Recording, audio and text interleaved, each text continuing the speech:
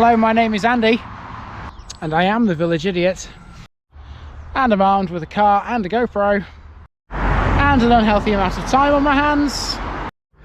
Welcome back to Newark and Sherwood for another pretty little village up in the northwestern corner of the district. This is the parish of Kneesale.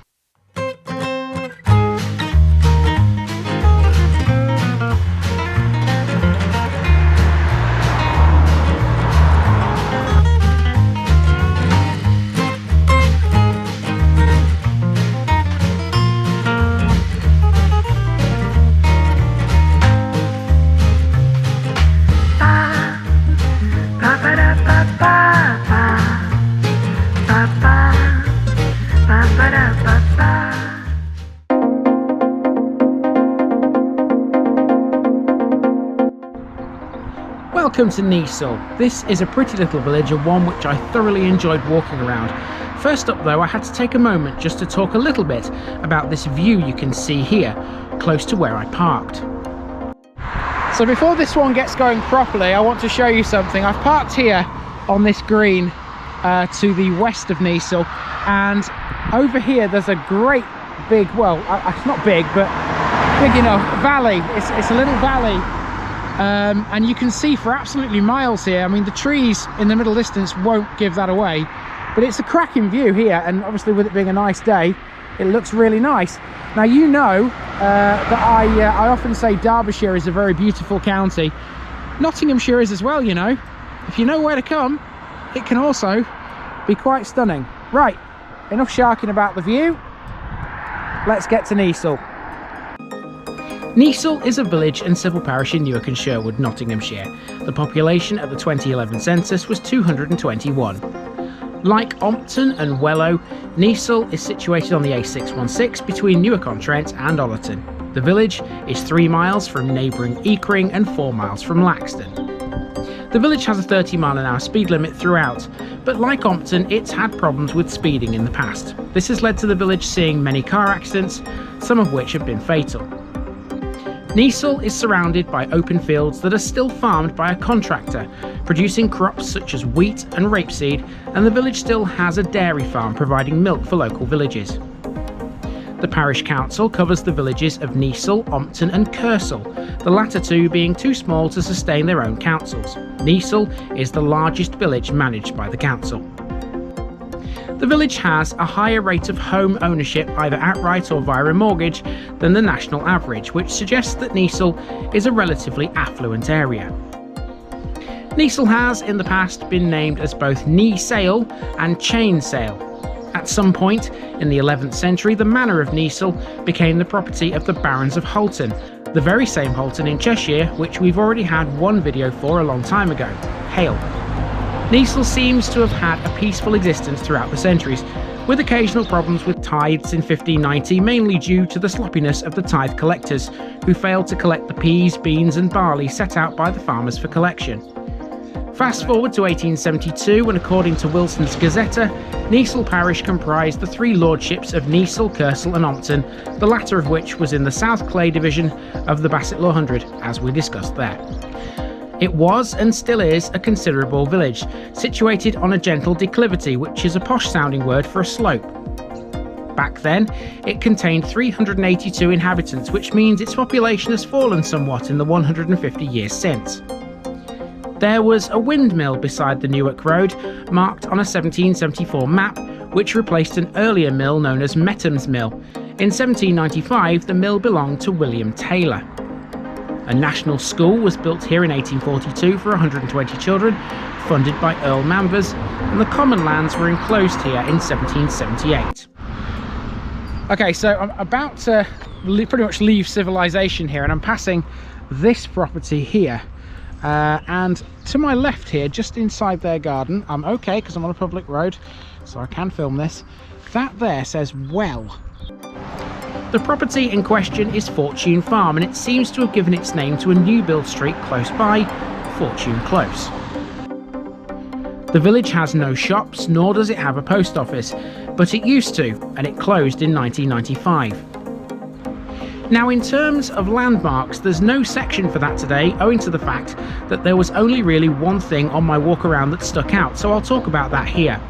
The landmark in question is Kneesall Old Hall, built between 1515 and 1540, and it's believed to be the oldest brick building in Nottinghamshire.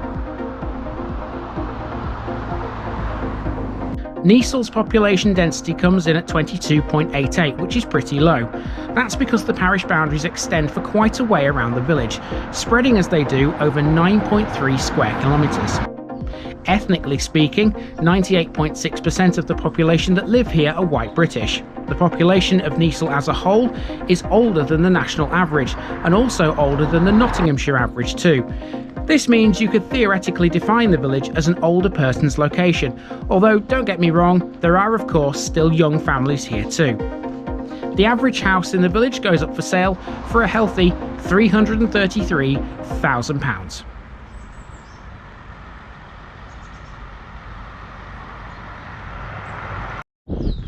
So the great thing about Kneesall is it is a true circular village. It is literally like an oblong shape to walk round, so you can walk round it in a circular fashion, which is great for me because I love those kinds of villages. It takes me around in a circle and back to the car again where I start.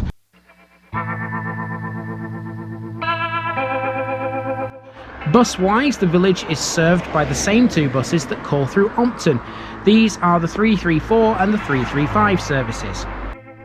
The centre of the village's activities are in the church, which in 2004 was partly converted into the Bill Helmsley Community Hall, which continues to host local clubs and many events. The chancel remains consecrated, and it's separated from the hall, which occupies the nave, by a movable glass screen. It replaced the old village hall, which you can see a picture of in today's picture bit. Its dedication is to St Bartholomew. Although no church is mentioned in the Domesday Book, this may well not mean that no church ever existed here. In 2000 and 2001, during the refurbishment of the nave, an opportunity was taken to look below the floor for any ancient foundations. After the Victorian floor was removed in the chancel, there was seen to be the remains of a transverse wall and the curved wall of an apse, which may be Norman or even pre-conquest. No artefacts were found to enable the remains to be dated, and this remains just a possibility. The current church dates from the 14th century onwards, and the tower dates from 1425. It was restored in the 19th century by Hodgson Fowler. Inside the church, there's a memorial to the two Chell brothers who died in World War I, Harold in 1915 and Alfred in 1916. There's a large glazed war memorial tablet that was placed in the church in 1918.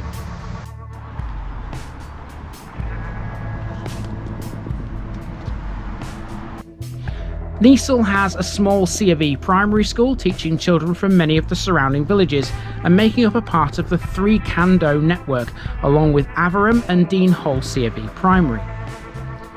As well as the primary school, if you head round onto the A616, you'll come across Country Kids, which is a day nursery for the younger ones. It also has a pretty large play area which is almost right next to the school, sited with a large village car park, presumably here so that churchgoers can access St Bartholomew's, as you can't park on the A616. The play area was built, it seems, using some outside funding too.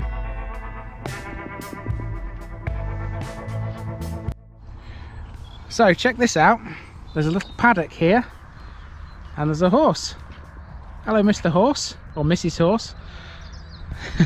This is right next to the little playground and the school, and you can see there's some vegetables on this little fence here. I'm not going to feed him or her because we've seen paddocks before, haven't we, where there's been signs that say don't feed the horses, so I'm not about to do that here, but obviously it can reach them clearly if it wants to eat.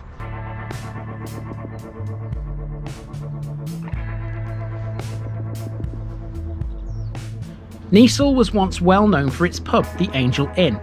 The Angel changed managements multiple times in the last decade, most recently reopening in summer 2014. Now though, it's no longer a pub, it's the Rajdhani Indian restaurant.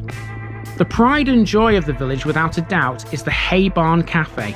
This is situated in a 250-year-old converted agricultural barn and was opened by Lindsay Crooks, a former school office manager. The site has a farm shop and is quite popular with locals and visitors alike.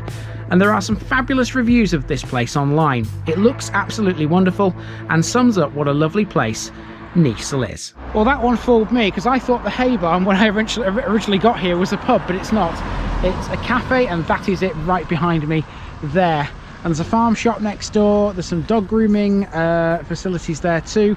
That sign in front of me says Friday Farm Shop, and there's one next to it saying Spuds, a half and quarter sacks for sale. Interesting. So if you come to Kneesall, check out the hay barn. Okay, time for a picture bit for the parish of Kneesall. Here it comes right now.